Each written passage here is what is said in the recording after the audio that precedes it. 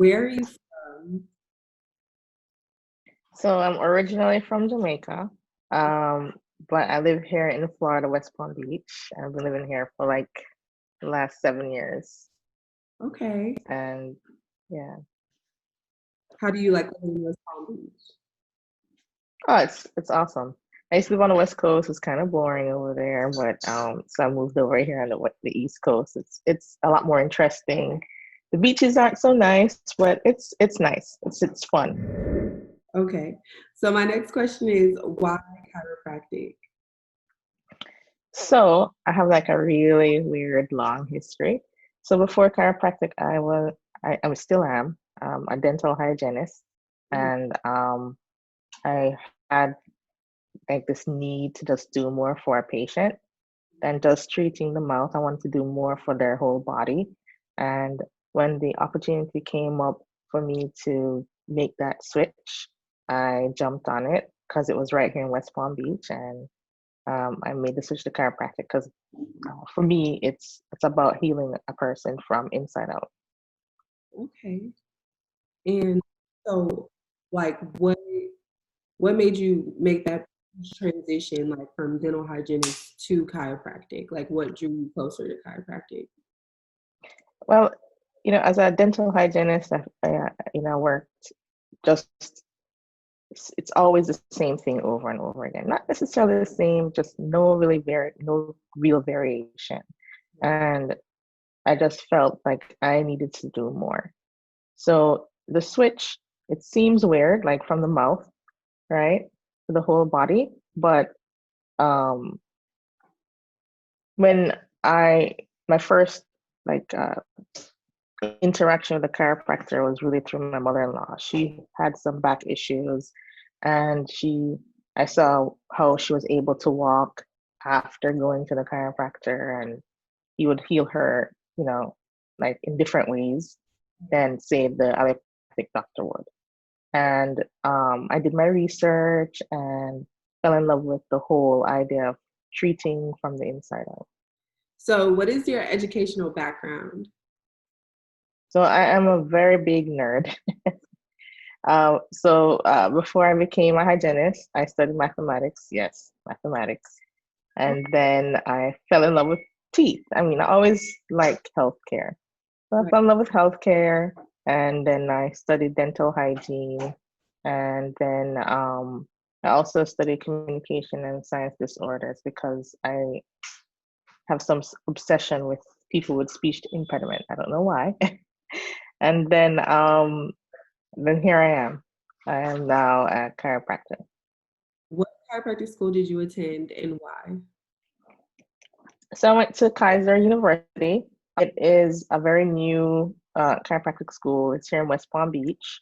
And at first, I was thinking about national because I used to live on the West Coast, but the drive would have been too much because I have a family, and it would have been over 2, 3 hours to go to school every day. So I researched, and the opportunity didn't come by until I moved here to the West Coast, and lo and behold, I was driving by and look, they're gonna open a chiropractic school. So I'm like, oh my God, I have to try and get in. And I had all the prerequisites and all the requirements, and I was able to matriculate there. How was your chiropractic experience at school? So my experience is unique because of many things. In my program, weren't many women, and there weren't many Black women, Mhm. and uh, also it was a second cohort. So it's a very new school. They were still working out the kinks. It was a little struggle in the beginning, but as I went on in the program, it got better and better. And I had the opportunity to meet a lot of people in chiropractic, like Dr. Cox, Dr. Hyde, Dr. Albano, and really learn a lot from them. So it was a good experience.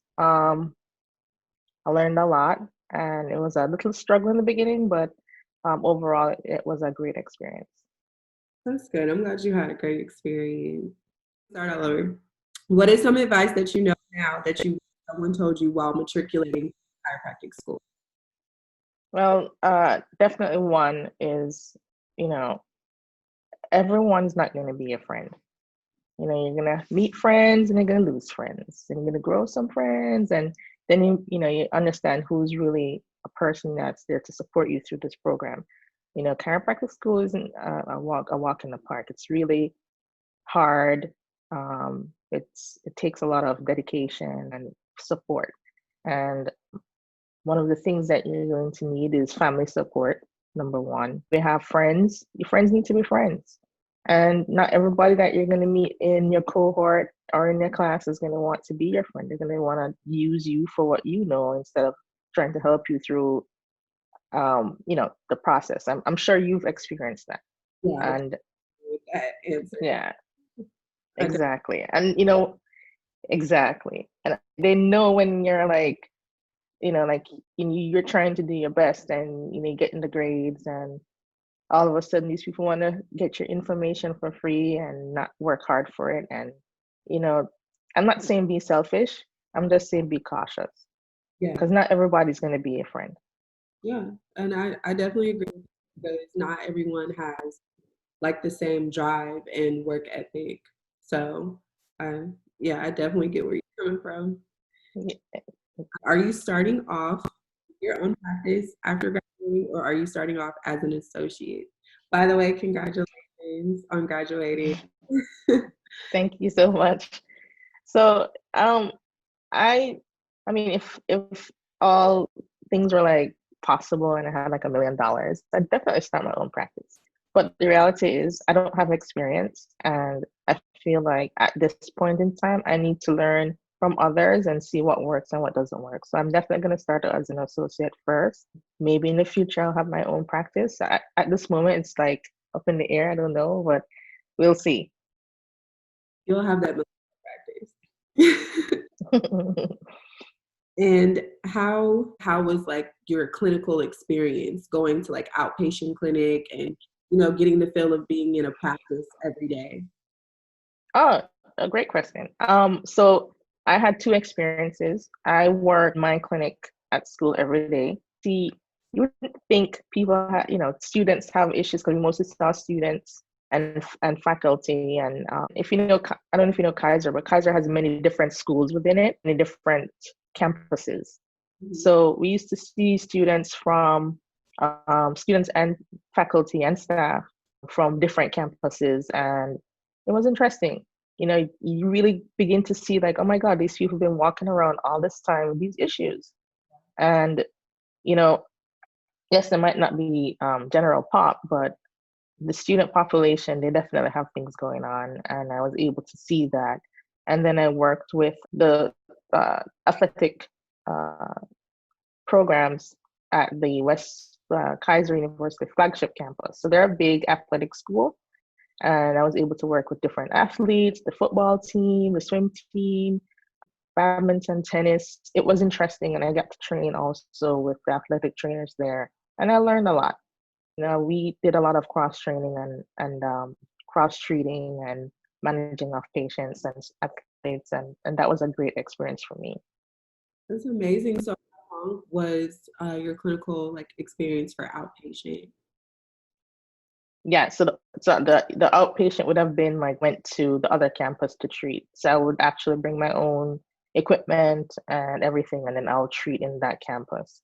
And that was great. It was different. It was different to see how the student population, the athlete population was different from say the older faculty, and how we have to treat their problems and issues differently, because they want to return to play while the older faculty member just wants to, luxuriate in your presence. So it was a good experience. What would you like to name your practice, or do you have like a name in mind that you want to use when you do start your practice? I believe that since I have such a crazy like beginning with dentistry and some speech thing, and I feel like whatever I name my practice, it has to be like complete care. So it has to have complete and care and chiropractic in it. Like I don't know what order, but Mhm. it has to have all those things, because I believe that you can't just treat a specific problem in a patient. You have to think about them as a whole, and like how else can I assist you? Yes, I can't cure everything. I can't treat everything, but I can definitely point you in the right direction. So thinking of the patient as a whole, like a circle, I don't know how to fit those things in there, but somehow kind of mesh those concepts together.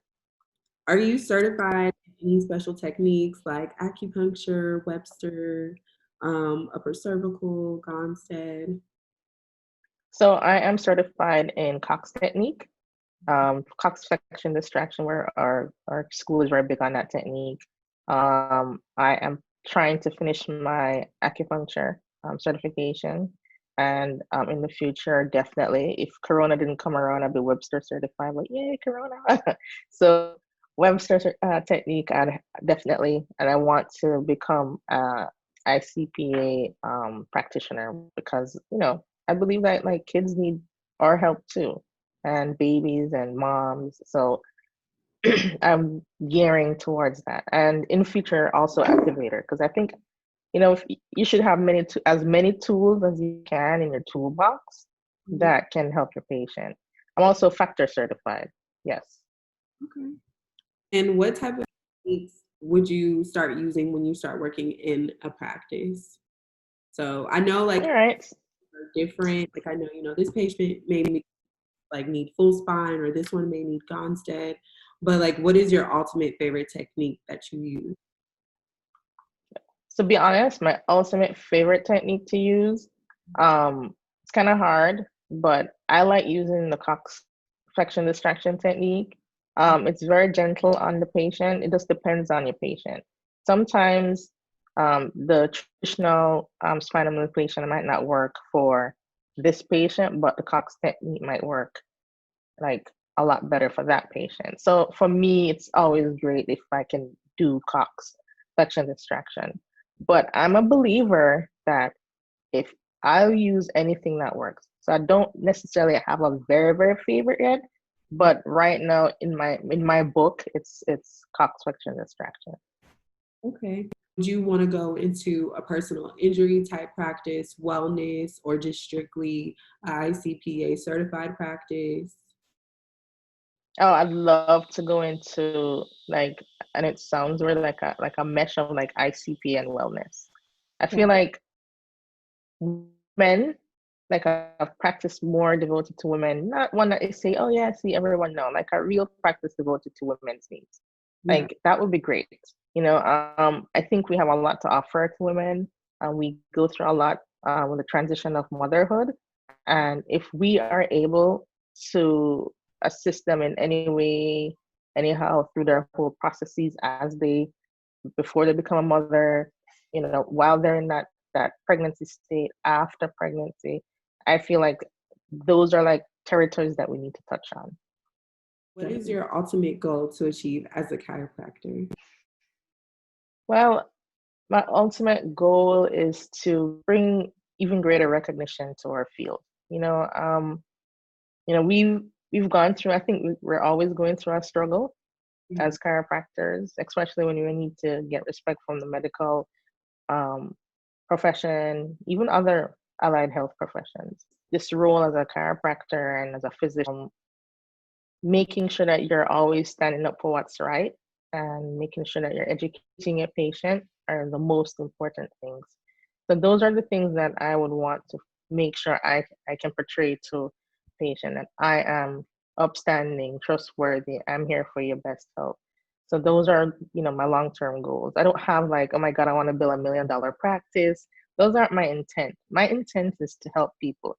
And if I can help them through educating them, and that's what I'd want to do. Okay. What is some advice you would give a future chiropractor or a chiropractic student? Ooh, too many. So number one, I struggled with this for a very, very long time because I came out of my comfort zone as a dental hygienist for over 10 years into something totally foreign and new. And don't be afraid to try new things. I mean, if you have passion and the drive, then do it. Don't doubt yourself because when you doubt yourself, then those things take over and they become the forefront in your mind, and then you really won't be able to do what you really can do. You don't know what your potential is. And it's okay to fail. Failure is, it's okay to fail. When we fail, we learn from our mistakes. We can strive harder. As a student, don't ever be afraid to challenge your professor on an idea that you don't understand, and at the same time still be open-minded, because that was a big change for me. I'm highly analytical, and sometimes chiropractic is not as analytical as you'd like, or not as cut and dry. And I learned that over time. So you have to be tolerant and open-minded, but at the same time, don't be naive about the choices that you make and the opportunities that you have. And don't be limited. Don't think I can't, or you know, it's going to be hard. Yes, but the reality is everything in life is hard, and if you want certain things, you have to work for it. So those are my, if anything I could depart to anyone from a young chiropractor or a chiropractic student, is to be confident, believe in yourself, and don't forget the little people along the way that helped you through. That's some great advice. Well, thank you.